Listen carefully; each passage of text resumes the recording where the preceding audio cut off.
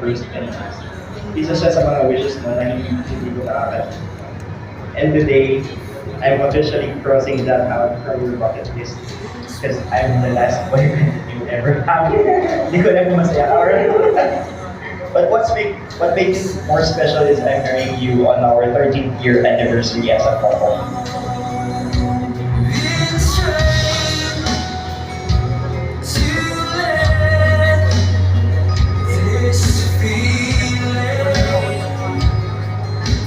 Sobrang thankful ko kasi all throughout our relationship for 13 years, wala akong naging problem sa family ko, hindi sinapagdaan talaga ako, hindi ako pinagbawalan ng ano.